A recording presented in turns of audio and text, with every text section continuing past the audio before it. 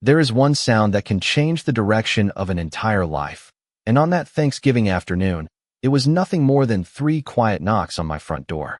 My name is Michael Carter, and at 68 years old, I believed I had seen enough surprises to last a lifetime. My wife Linda and I had spent the entire morning preparing Thanksgiving dinner for our family. The turkey was almost finished roasting, the dining table was decorated with autumn leaves and candles, and our daughter Emily was expected to arrive with our grandchildren in less than 30 minutes. The house smelled of fresh bread, cinnamon, roasted vegetables, and pumpkin pie. It was the kind of afternoon that looked perfect from the outside. Linda moved through the kitchen, giving last-minute instructions while I poured sweet tea into a glass and looked out the living room window at the quiet suburban street. The weather had turned colder than expected, and a light breeze carried dry leaves across the sidewalks. Thanksgiving had always been Linda's favorite holiday because she believed it represented everything our family had worked to build over 4 decades together. Just as I reached for another serving bowl, someone knocked gently on the front door. It was not the confident knock of a neighbor or the excited pounding of grandchildren. It was slow, hesitant, almost apologetic. I walked toward the entrance without giving it much thought. Before my hand reached the doorknob, Linda looked up from the kitchen and asked, "Who could that be?" I shrugged and smiled. Probably someone who forgot what time dinner starts. When I opened the door, I found an elderly man standing on the front porch. His coat was worn from years of use. His shoes showed signs of countless miles on foot, and the cold wind pushed against his thin gray hair. He carried an old backpack over one shoulder and held a small knitted cap in his hands. Despite his appearance, there was something remarkably dignified about the way he stood. He looked directly into my eyes with quiet respect before speaking. "Sir, I am sorry to bother you on Thanksgiving. I was wondering if you might have a little food to spare." His voice was calm, polite, and completely free of self-pity. Before I could answer, Linda stepped into the hallway behind me. The moment she saw the man, her expression hardened. She lowered her voice, but spoke firmly enough for both of us to hear. "Michael, close the door. The children will be here any minute. This is not the time." I turned slightly toward her, surprised by how quickly she had judged the stranger. "He is only asking for something to eat," I said quietly. Linda folded her arms. "There are shelters and charities for situations like this. We have guests coming. Please shut the door." The man immediately took one small step backward as though he regretted knocking at all. "I understand," he said politely. "I did not mean to interrupt your family celebration." There was no anger in his voice, only quiet acceptance. Something about that bothered me more than if he had argued. I looked back into the dining room where the table was covered with enough food to feed twice as many people as we were expecting. My hand remained on the edge of the door. Linda looked at me again, this time more firmly. "Michael." I hesitated. Every instinct told me that turning someone away on Thanksgiving did not feel right. Yet I also knew this conversation was becoming uncomfortable. The elderly man nodded respectfully, adjusted the worn strap of his backpack, and slowly turned toward the front steps. I began closing the door exactly as Linda had asked. Then, just before the door nearly reached the frame, the man quietly spoke 6 simple words that instantly drained every bit of color from my face. "You still keep your promises, Michael Carter." My hand froze on the doorknob. My heartbeat seemed to stop. There was only one person in the entire world who had ever said those exact words to me, and I had not heard that voice in more than 40 years. I stood motionless with my hand still resting on the doorknob as those 6 words echoed through my mind. The elderly man had already turned away from the porch, walking toward the sidewalk with slow, measured steps as though he expected nothing more from me. My heart pounded harder with every second because that sentence was not just familiar. It belonged to a memory I had buried beneath 40 years of work, family, and ordinary life. Linda looked at me with growing impatience. "Michael, what is wrong?" she asked. I barely heard her. My eyes remained fixed on the stranger's back. Then I stepped outside without answering. "Sir," I called. The man stopped, but did not immediately turn around. When he finally faced me again, the afternoon sunlight revealed deep lines across his weathered face, yet his eyes remained remarkably clear. I took several careful steps closer. "Have we met before?" I asked quietly. He smiled with surprising warmth. I was wondering how long it would take. His voice carried the same calm confidence I remembered from decades ago. Linda followed me onto the porch, folding her arms against the chilly breeze.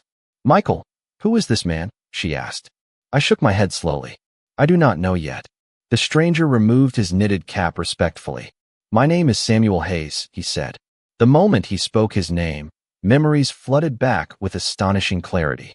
I was 26 years old again, standing beside a broken pickup truck outside a small manufacturing town after losing nearly everything during the worst financial period of my young life.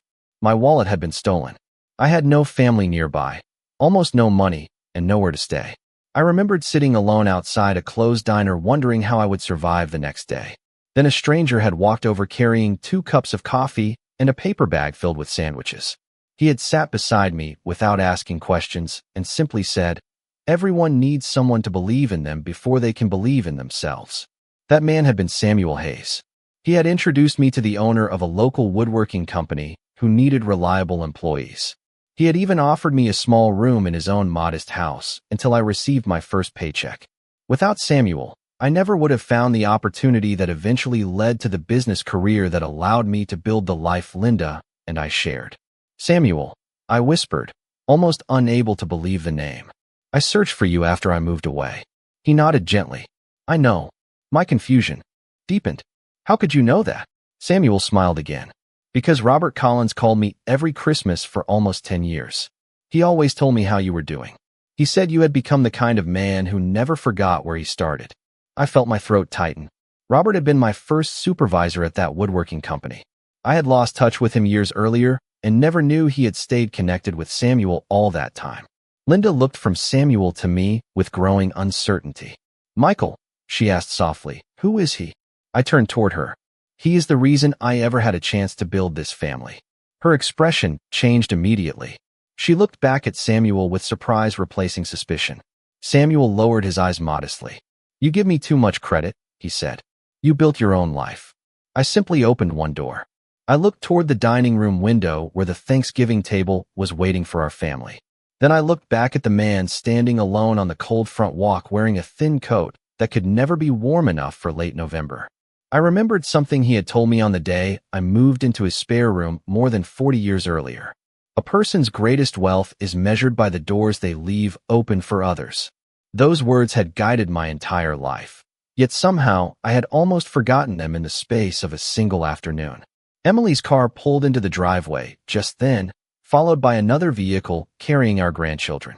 The holiday everyone had been expecting was about to begin, but I suddenly realized this Thanksgiving was becoming something none of us would ever forget.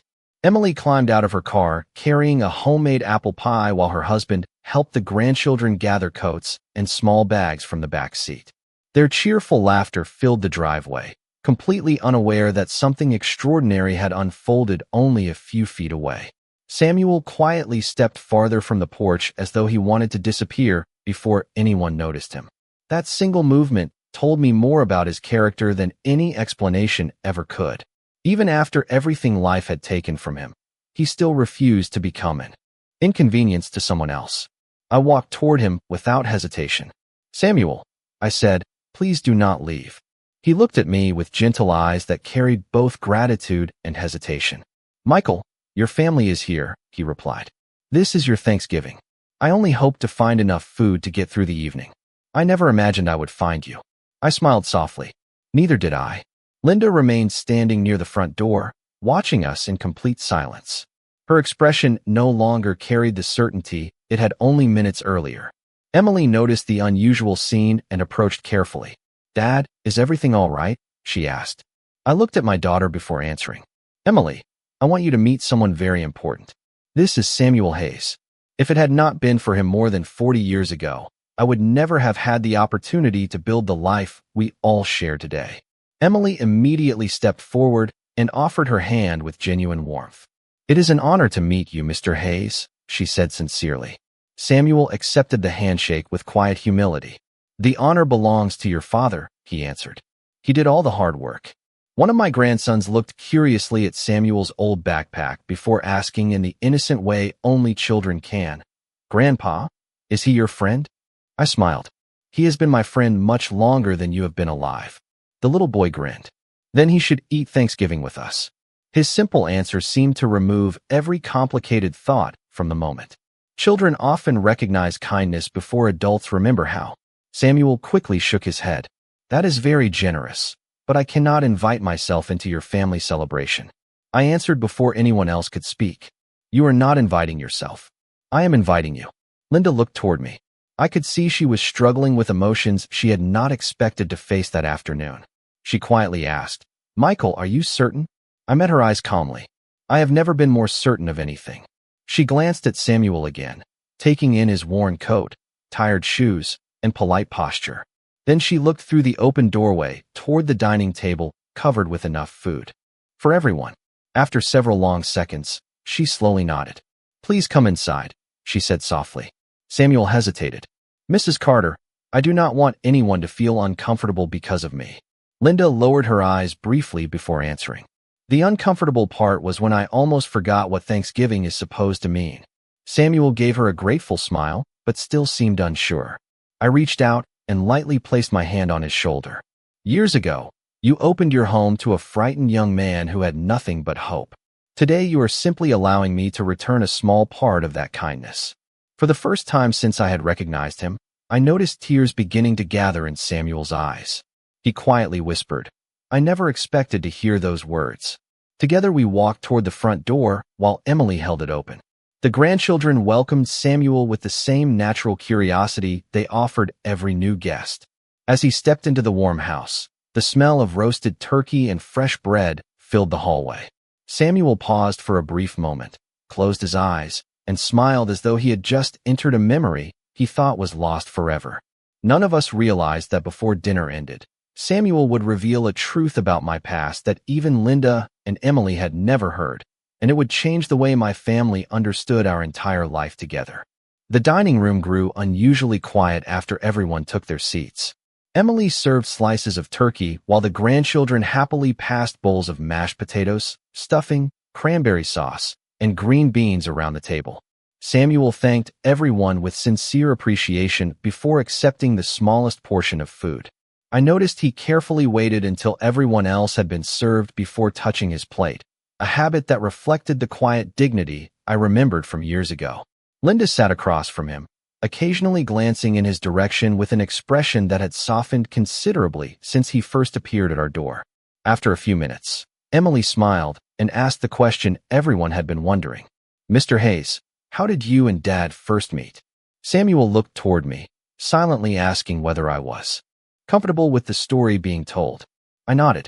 They deserve to know, I said. Samuel folded his hands together for a moment before speaking.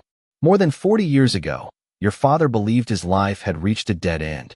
He had lost his job, almost all of his savings, and the truck he depended on had broken down outside the town where I lived. Emily looked at me with surprise. Dad, you never told us that. I smiled gently. Some memories become easier to carry than to explain. Samuel continued. I found him sitting outside a small diner. He was exhausted but refused to ask anyone for help. I recognized that look because I had worn it myself many years earlier. The grandchildren listened quietly, fascinated by a version of their grandfather they had never imagined. Samuel looked around the table before continuing. I invited Michael to my house because I believed every hardworking person deserves one fair opportunity. I introduced him to my friend Robert, who owned a woodworking business, and Michael earned every promotion through determination and honesty. Emily smiled proudly at me, but Samuel was not finished. There is one part Michael never knew, he said softly. I looked at him with curiosity. What do you mean? Samuel took a slow breath. The company was preparing to hire someone else. Robert respected you after meeting you, but he still had doubts because he had many experienced applicants. I asked him to give you a chance instead of choosing the safer option. I stared at Samuel in disbelief. You never told me that. He smiled warmly. Because once the opportunity became yours, it no longer belonged to me. The room became completely silent. Linda slowly lowered her fork. Emily looked between us, trying to process what she had just heard. Samuel continued speaking with remarkable humility. Robert asked me one question before making his decision. He said, "What if this young man disappoints us?" I answered, "Then I will accept responsibility because character is easier to recognize than experience." I could hardly believe what I was hearing. Everything I had built during the past 4 decades had begun with one decision that Samuel quietly made without expecting anything in return. Emily reached across the table and gently squeezed my hand. "Dad," she whispered, "our entire family exists because someone believed in you before anyone else did." I slowly nodded, unable to find the right words. Linda looked at Samuel with tears beginning to form. "Mr. Hayes," she said softly, "why did you never contact us? Michael searched for you." Samuel smiled gently. "Life became complicated. My wife became ill, medical bills consumed our savings, and after she passed away, I eventually lost the house. By then, Michael had built a wonderful family. I never wanted him to feel guilty for living the life he earned." I looked at him with deep emotion. "You should have told me." Samuel shook his head. "No, Michael. Gratitude should never become obligation. Seeing you succeed was always enough for me." Those words settled over the table with extraordinary weight. Every person present suddenly understood that the man sitting beside us had quietly shaped our family's future without ever asking for recognition. As I looked at Samuel, I realized Thanksgiving had already given me the greatest gift I could ever receive. What I did not yet realize was that before the evening ended, I would discover that Samuel had been carrying one final secret for more than 4 decades, a secret that would change my understanding of my own father forever. After Samuel finished speaking, the room remained quiet for several moments. The kind of silence that followed was not uncomfortable. It was the kind of silence that happens when people realize they have just heard something important. I looked at the man sitting across from me and thought about how many years had passed without knowing the full story of the person who had once opened his home to me. Samuel had never reminded me of what he did. He had never called to ask for help, never expected recognition, and never used the past as a reason for me to feel indebted. That was simply who he was. Emily finally broke the silence. "Dad, you always told us that success comes from hard work, but you never told us someone helped you when you needed it most." I smiled softly. Because Samuel never wanted me to feel like my life belonged to someone else. He gave me an opportunity, but I made the choices that followed. Samuel nodded in agreement. That is exactly why I never told him the full story. A person needs encouragement, not a permanent reminder of the moment they needed help. Linda listened carefully, and I could see something changing in her expression. Earlier that afternoon, she had seen Samuel as a stranger standing outside our door. Now she saw him as someone whose kindness had been part of our family's foundation for decades. After dinner, while the grandchildren played in the living room, Samuel and I sat together near the kitchen window. The cold November evening had become darker outside, but the house felt warmer than it had in years. "Samuel," I said quietly, "you mentioned my father earlier. What did you mean when you said there was something I did not know?" He looked down at his hands for a moment. "Your father was the reason I knew you would become someone special." I felt surprised. My father had passed away many years earlier, and I rarely heard stories about him from anyone outside our family. What did my father have to do with this? Samuel smiled. "A few months before I met you, I met your father at a community event. He told me about you. He was worried because you were struggling and trying to carry everything alone." I felt my emotions shift immediately. My father had always been a quiet man. He showed love through actions more than words. Samuel continued, "Your father asked me to look out for you if I ever had the chance. He said, 'My son is too proud to ask for help, but he will never refuse the chance to work for something better.'" I looked away for a moment because those words sounded exactly like him. I remembered countless lessons from my childhood. My father always taught me to stand on my own feet, but he also believed kindness was a responsibility, not a weakness. "You knew my father before you knew me," I whispered. Samuel nodded. "Yes, and after meeting you, I understood exactly why he was proud of you." I felt a deep sense of gratitude that was difficult to explain. For decades, I had believed my journey was a simple story of hard work and determination. I never realized how many people had quietly placed opportunities in my path because they believed I could become better. When we returned to the living room, Linda approached Samuel with a cup of coffee. "I owe you an apology," she said. Samuel looked surprised. "For what?" Linda took a breath before answering. "For judging you before knowing you. Today you came to our door needing kindness, and instead of seeing a person, I saw a situation." Samuel gave her a gentle smile. "The important thing is that you see differently now." Linda nodded. "I do." Later that evening, when everyone had gone home, Samuel prepared to leave. I offered him a place to stay, but he politely declined. I appreciate it, Michael, but I have lived my life with independence. What I need most is not a room. It is knowing I was remembered. I looked at him and answered honestly. Samuel, you were never forgotten. I just did not know where to find you. He smiled as he walked toward the door. Before leaving, he turned around and said, Michael, tomorrow I need to tell you why I came to your house today. It was not only because I needed food. Those words stayed with me long after he disappeared into the quiet Thanksgiving night. The next morning I woke earlier than usual, long before the sun had fully risen above the quiet neighborhood. Thanksgiving leftovers filled our refrigerator, but my thoughts remained fixed on Samuel's final words before he left. He had not come to my house only because he was hungry. There had been another reason, one he believed was important enough to postpone until the following day. I poured myself a cup of coffee and looked out the kitchen window. Linda quietly entered the room a few minutes later. She wrapped a sweater around her shoulders before sitting across from me. Neither of us spoke immediately. Finally, she broke the silence. I kept thinking about Samuel all night, she admitted. I cannot stop replaying the moment I asked you to close the door. I reached across the table and gently held her hand. Yesterday gave all of us something to think about. She lowered her eyes. Michael, I have always believed I was protecting our family. Yesterday, I realized that protecting our comfort is not always the same as protecting our values. I nodded because I understood exactly what she meant. A little after 9 o'clock, my phone rang. The caller identification displayed an unfamiliar number. When I answered, Samuel's calm voice greeted me. Good morning, Michael. If you have time, there is somewhere I would like to show you. Less than an hour later, I met him at a small public park near the edge of town. He was sitting on a wooden bench overlooking a quiet pond, wearing the same worn coat, but carrying himself with the same quiet dignity I had always admired. After greeting one another, we began walking slowly along the paved trail lined with tall oak trees that had already shed most of their leaves.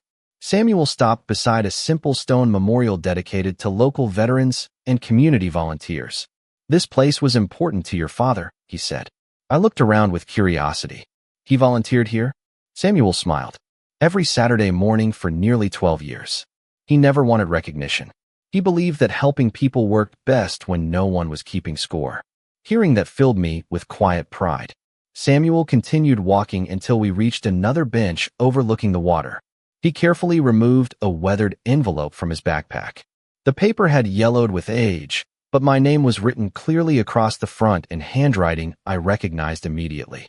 My heart began beating faster. That is my father's handwriting, I whispered. Samuel nodded. He asked me to keep this letter until I believed you were truly ready to read it. He said life would tell me when the right time arrived. My hands trembled slightly as I accepted the envelope. Why did he trust you with something like this? Samuel looked toward the pond before answering. Because he knew I understood what it meant to wait for the right moment instead of the convenient one. I carefully opened the envelope and unfolded several handwritten pages. The first sentence immediately blurred my vision with emotion. My dear son, if you are reading this, then someone I trust has decided you have become the man I always hoped you would be. I paused for a long moment before continuing. My father wrote about character, gratitude, humility, and the importance of remembering every hand that helped us climb when life became difficult. Near the end of the letter, he wrote something that completely changed the way I understood the previous 40 years. If Samuel is still beside you when you read this, thank him one more time for me. Long before he helped you, he helped me become a better father. I slowly lowered the pages, unable to speak. Samuel smiled gently. Your father believed kindness should travel from one generation to the next. He hoped one good decision would eventually become many. As I looked at the letter resting in my hands, I realized Samuel had not come to my house because he wanted a Thanksgiving meal. He had come because he had finally decided the promise he made to my father more than 40 years earlier had reached its proper ending. After reading my father's letter beside the quiet pond, I sat there for several minutes without saying a word. The world around me continued moving. People walked along the trail, birds rested near the water, and the November wind moved gently through the trees. Yet inside my mind, everything felt completely different. For more than 40 years, I believed I understood the story of my success. I thought it was built only through hard work, long hours, and the decisions I made along the way. I never realized how many people had quietly believed in me before I even believed in myself. Samuel sat beside me patiently, giving me the space to process everything. That was always his way. He never rushed emotions or demanded a reaction. He simply stood beside people when they needed someone.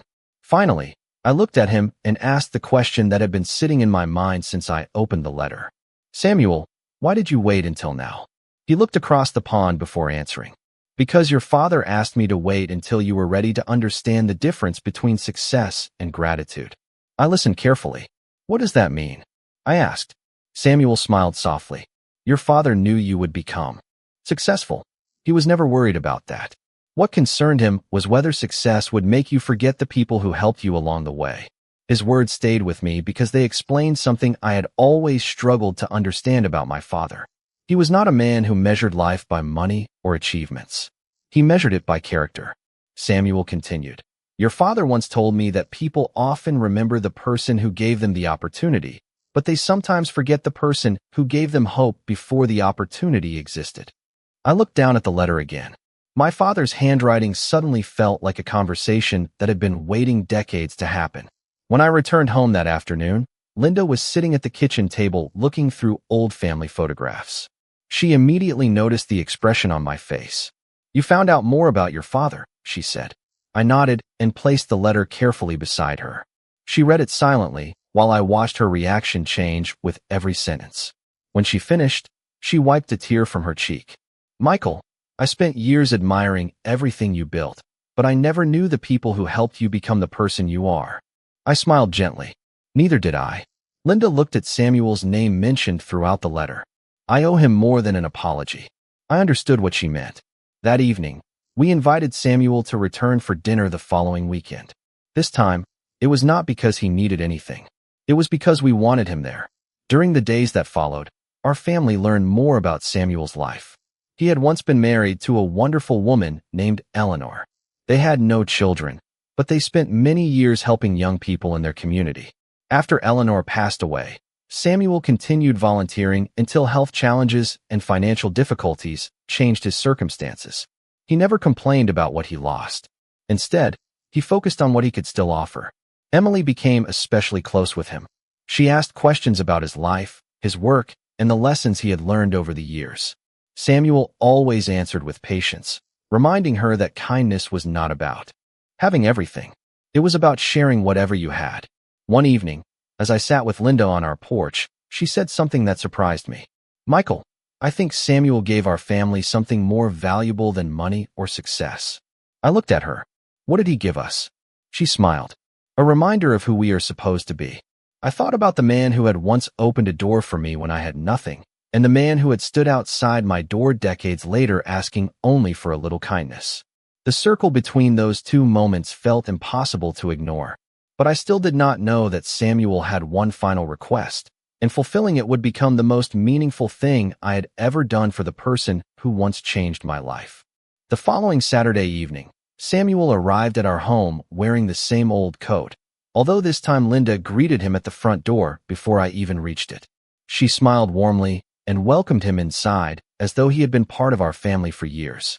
Watching that simple moment reminded me how much could change in only a few days when people chose compassion over judgment.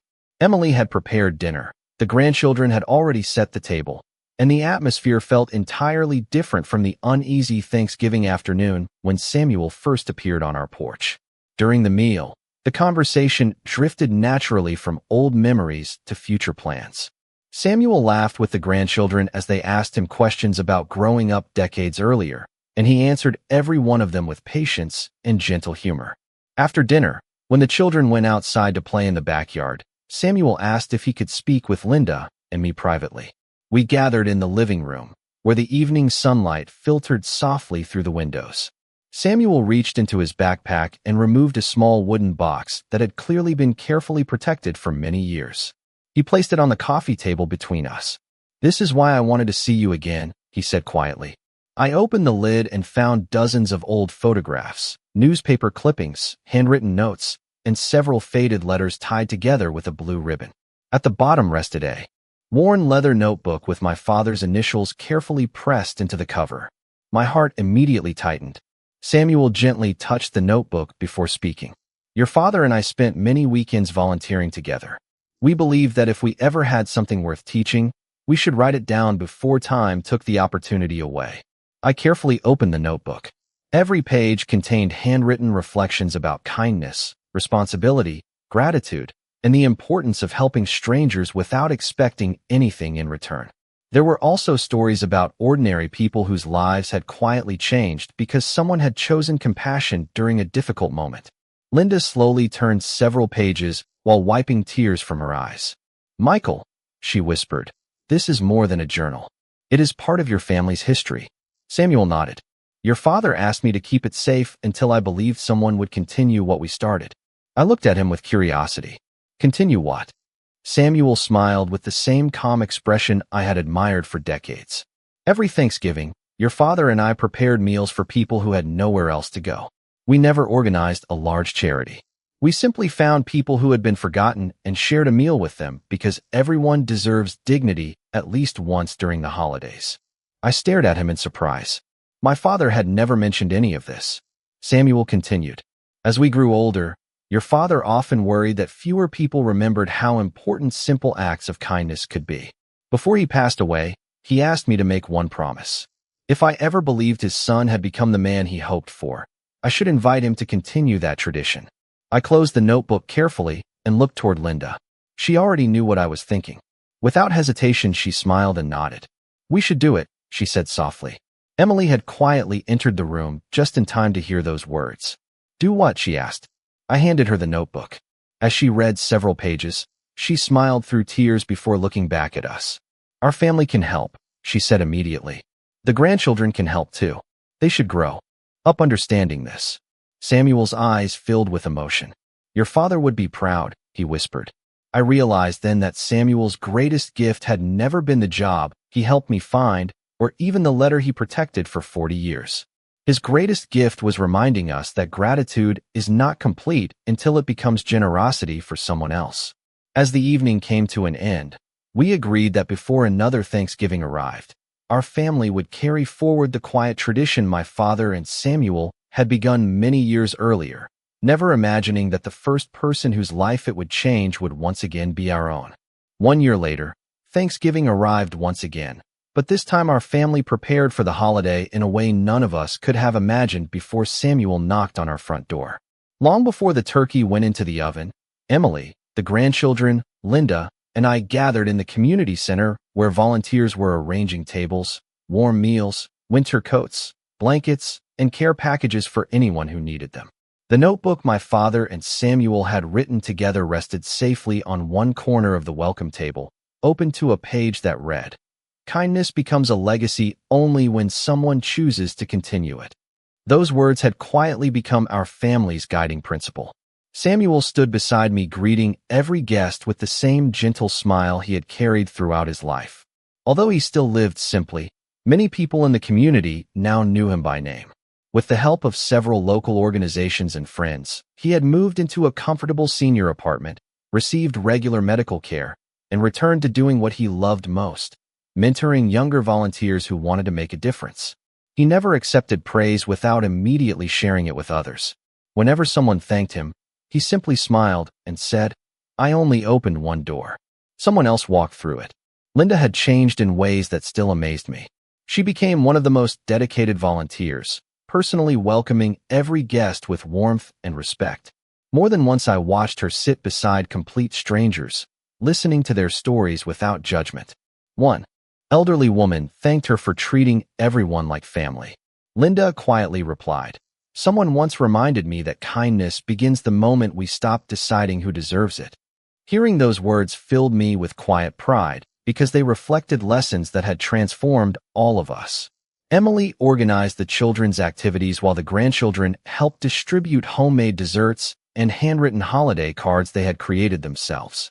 Watching them smile as they handed warm meals to people they had never met reminded me that compassion could indeed travel from one generation to the next, just as my father had hoped.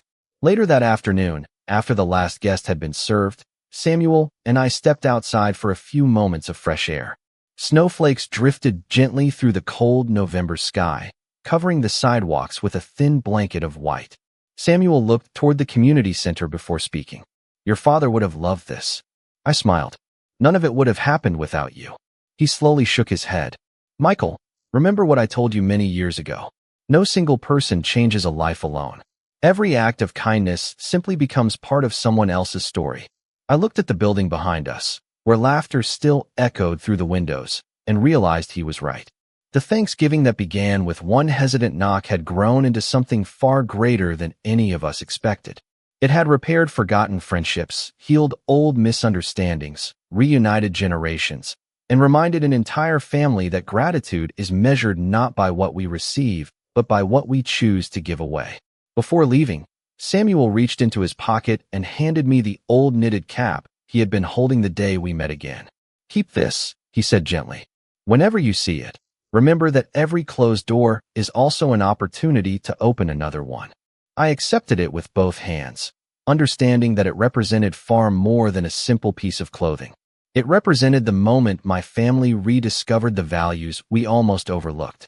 As Linda joined us outside, she quietly slipped her hand into mine.